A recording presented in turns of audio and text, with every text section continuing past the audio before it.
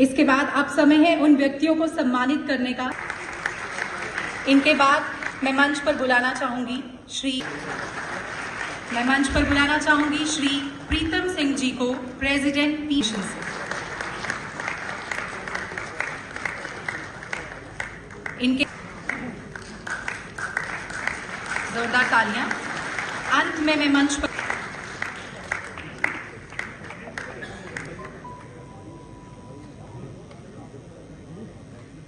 congratulations to all the awardees.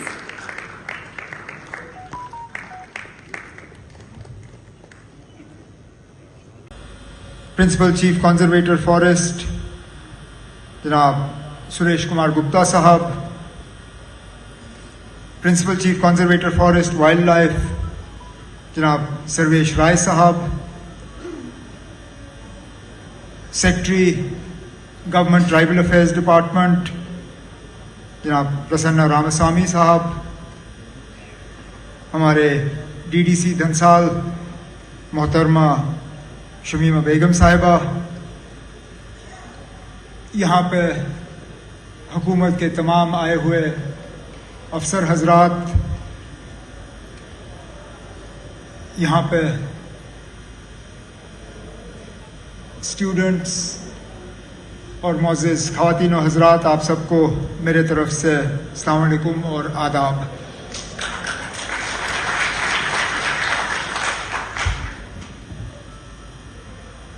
इस hall के अंदर मौसम को देखते हुए मैं आप सबका ज़्यादा वक्त लूँगा नहीं। शायद हम सब जो नीचे बैठे हैं हमारी हालत थोड़ी बेहतर है, जो बेचारे ऊपर बैठे हैं मुझे लगता है अगर मैं कहूँ कि वो पक गए हैं तो शायद मेरा कहना गलत नहीं होगा।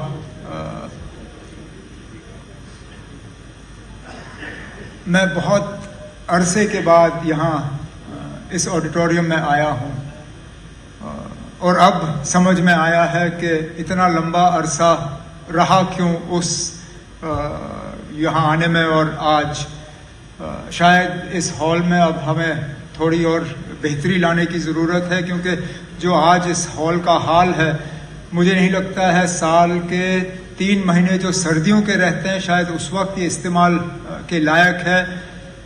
ये जो बाकी 7-8 महीने हैं ये फ़िलहाल तो हॉल इस्तेमाल के लायक है नहीं, लेकिन इसको दुरुस्त हम कर लेंगे। लेकिन इसी के साथ आज का जो ये प्रोग्राम रखा हुआ है उसी को इसके साथ जोड़ दूंगा। मौसमी हालात बदल रहे हैं और जो लोग ये कहते हैं कि ग्लोबल वार्मिंग जो है वो हकीकत नहीं है, ये मीडिया का एक बनाया हुआ शगुफा है, एक शोशा है, एक बहाना है। मेरी समझ में नहीं आता कि उनको दिखता क्यों नहीं है जो हमें दिखता है।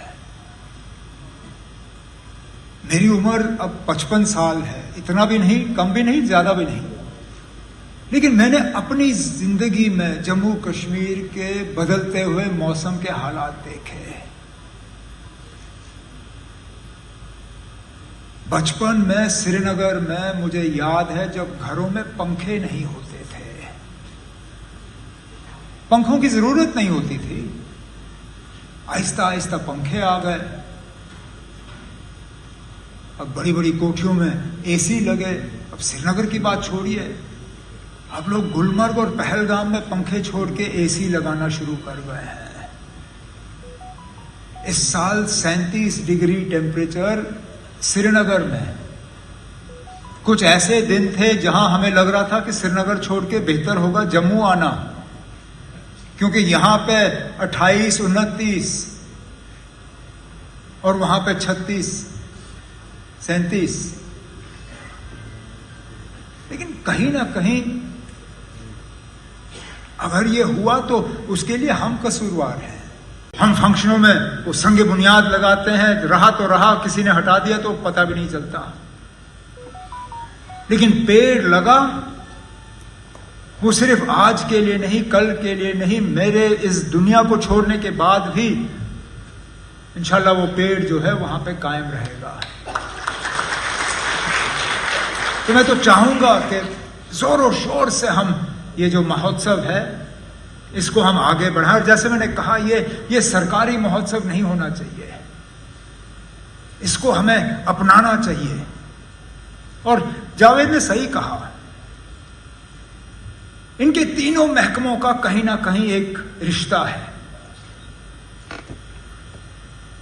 फॉरेस्ट, एनवायरनमेंट, इकोलॉजी अपना काम ठीक से करे,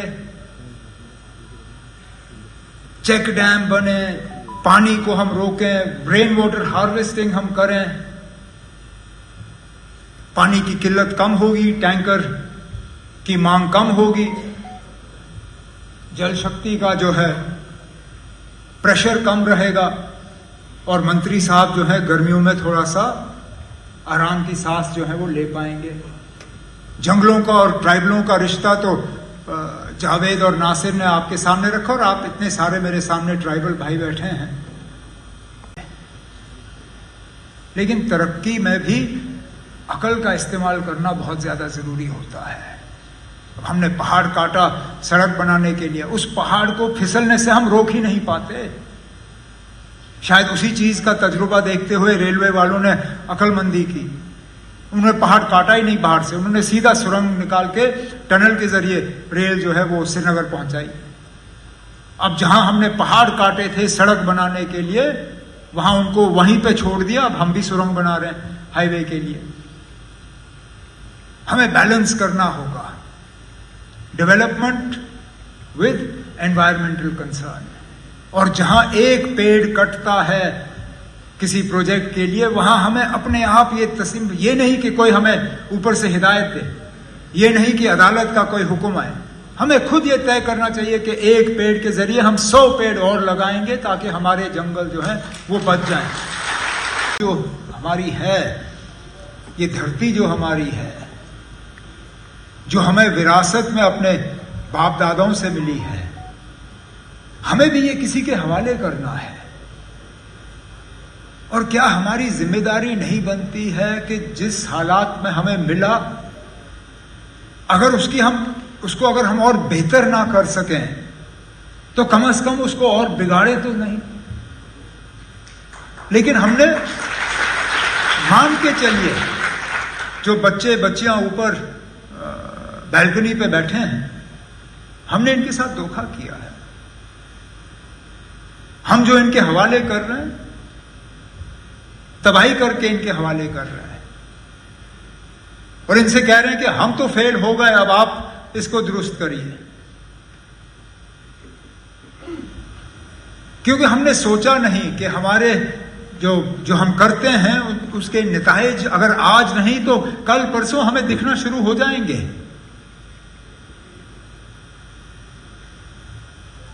हम जंगलों में पेड़ काटते हैं, चलिए, कहीं पे मजबूरी, कहीं पे जरूरत, लेकिन इस चीज से भी इनकार नहीं किया जा सकता कि अक्सर बेशतर हम जंगल काटते हैं सिर्फ लूटने के लिए, जंगलों की चोरी करने के लिए। और उस वक्त हम भूल जाते हैं कि जिन पेड़ को हम काट रहे हैं उनको वहां तक पहुंचने में कितने साल लगे। और इसमें हम हुकूमत वाले ही कसूरवार हैं कि हमने हालात ही ऐसे पैदा किए जहां वो करना किसी की मजबूरी बनी। अब हम वन महोत्सव बना रहे हैं, हम कह रहे हैं कि हम 1 करोड़ पेड़ लगाएंगे, बड़ी अच्छी बात है, लेकिन ये सिर्फ हुकूमत का प्रोग्राम नहीं होना चाहिए। जब तक ये हमारे अंदर से बात ना आए, जब तक हम खुद वो तसल्ली महसूस ना करें पेड़ लगाने पे, तब तक ये सरकारी प्रोग्राम ही रहेगा, इसका फायदा नहीं होगा। लेकिन मैं आपसे कहूं, पेड़ लगाने का और उसको बड़ा होते हुए देखने में अपनी ही एक तसल्ली होती है। इसलिए मैंने अपने साथियों से कहा, मैंने कहा अब सरकारी प्रोग्रामों में मुझे ये कटे हुए फूलों का गुलदस्ता मत दीजिए, मुझे शॉल मत पहनाइए। अगर कुछ करना हो तो बाहर जाके एक पेड़ लगा दीजिए, एक छोटा सा पौधा दे दीजिए।